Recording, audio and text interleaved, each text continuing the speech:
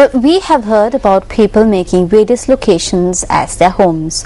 Well, this is a report about a family that has made a rather unusual place as their home.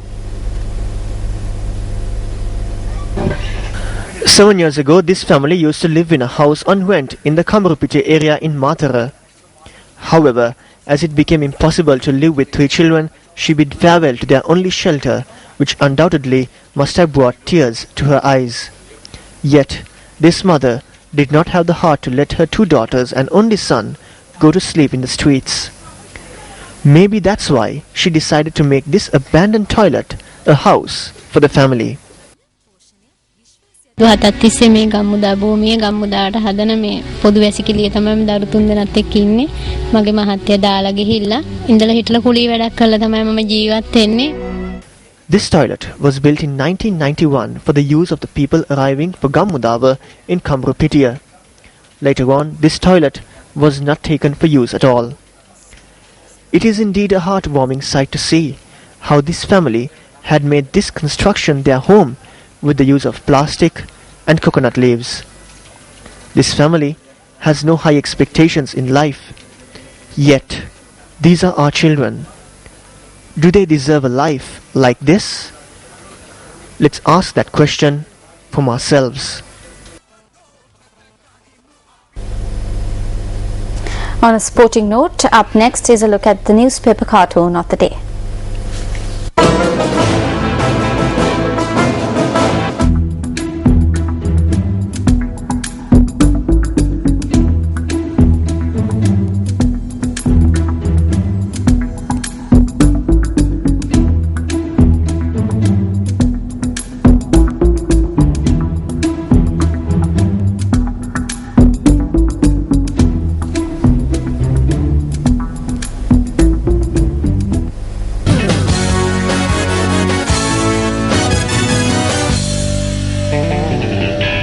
On to sports news now. Pakistan claimed their first victory in the ICC World 2020 as they beat New Zealand in their Group B encounter at the Pallekele International Stadium in Kandy.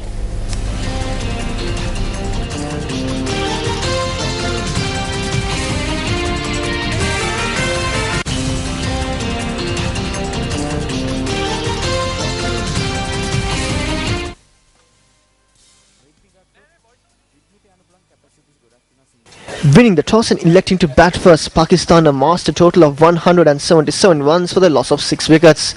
Chasing 178 for victory, New Zealand were only able to put up a score of 168 in their allotted 20 overs. Nazir Jamshed hit 2 boundaries and 4 sixers as he top scored with 56. Captain Mohammad Hafiz chipped in with 43. Tim Southee and Jacob Oram bagged 2 wickets each for the Kiwis. This time it's out towards point, should be taken with 30 Ks.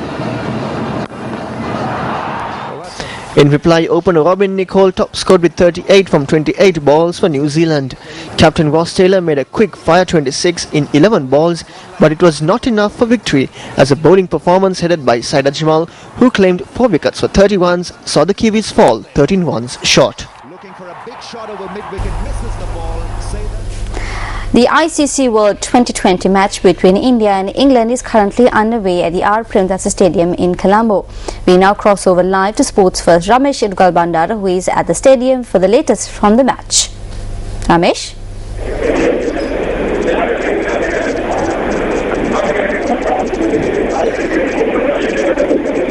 A very good evening on the day. Well, the 10th match of the ICC World 2020 is currently underway at the R. Premdasa Stadium here in Colombo. And India has set a target of 171 runs for England. And England, who are currently batting right now, were put on the back foot in the first over itself as Alex Hales, who was the opening batsman for England, was bowled by Irfan Pathan for a duck. Let's take a quick look back at the Indian innings. India were put into bat first by England. Gautam Gambhir and Irfan Pathan opened the batting for England, and Irfan Pathan was the first to fall for 8 runs.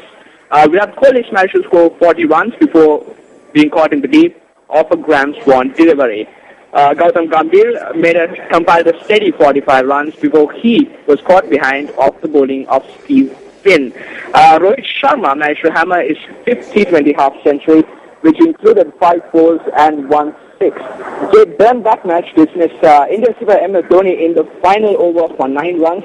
However, India went on to score 170 runs for the loss of 4 wickets in their allotted 20 overs. Rohit Sharma was unbeaten on 55 runs. Stephen Finn bagged 2 wickets for the Englishman.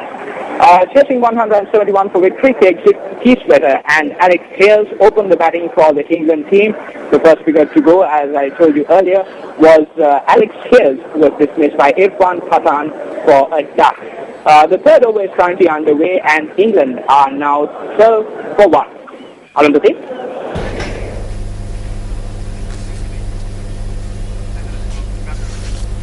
Well, thank you, Ramesh, for that comprehensive update. And up next is a look at Flashback.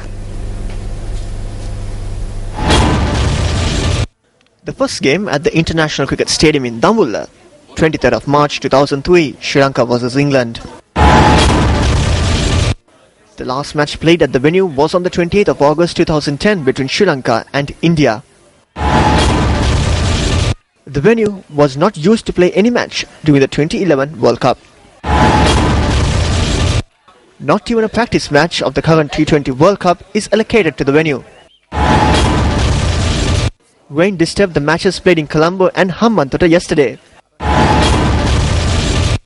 No matches are being played in Dambulla, where there is no rain for 8 months of the year and conditions are favourable for the game.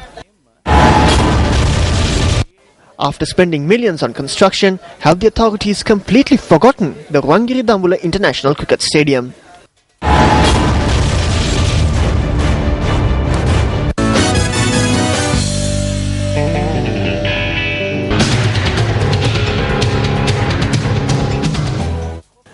It is since 3 years that the Sisusaria Transport Service of the Ceylon Transport Board has been in implementation for the benefit of students and teachers who arrive at the Valikanda Mahavidyalaya in Polonnaruwa and the Asailapura Mahavidyalaya from remote Mahavali hamlets.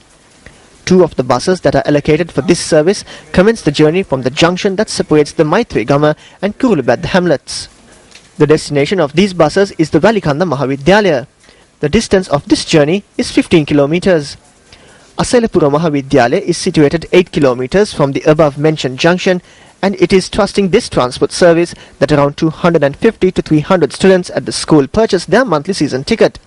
Apart from this, around 100 students who study at the Valikanda Mahavidyalaya too purchase their monthly season ticket trusting the same bus service. Both buses commence their journey at the same time every morning. Accordingly, there are around 250 to 400 students who fulfill their transport requirement from these 2 buses every morning. It is from this inception itself that teachers and other passengers too use the Sisusaria Transport Service for their daily transport requirements. From about a year, this Sisusaria Transport Service has been an inconvenience to many. These visuals prove that harboring such doubts is indeed reasonable. The Sisusaria Transport Service, which allocates 2 buses to transport around 250 to 400 students in the morning, allocates only 1 bus in the afternoon. As a result, there is a severe competition among students to get hold of a seat in the bus after school. Doesn't these visuals prove the fact that chasing school vans to ensure the safety of children is not sufficient? Chairman of the National Child Protection Authority, this is over to you.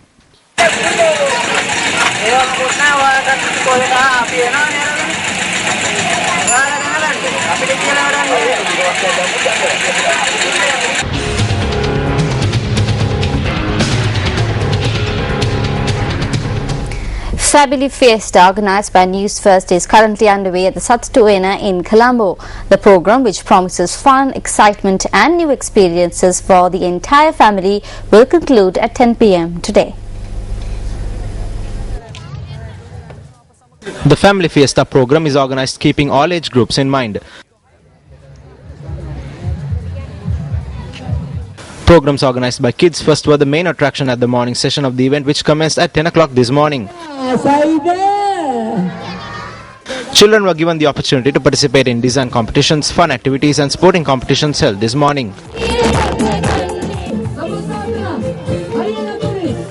The Beagle Benson, who shot to fame among young children through Kids First, also made an appearance at Family Fiesta today. A memorable event for many of the children was the opportunity to have their pictures taken with the Benson. The crowds who visited the event were also given the opportunity to participate in screen tests for both News First and Kids First. The evening session of Family Fiesta was dedicated to adults. Numerous programs organized by Youth First were held this evening. Well, that's a wrap from the News First team for tonight. I'm Arundhati Mudanayaka. Thank you very much for joining us. Good night.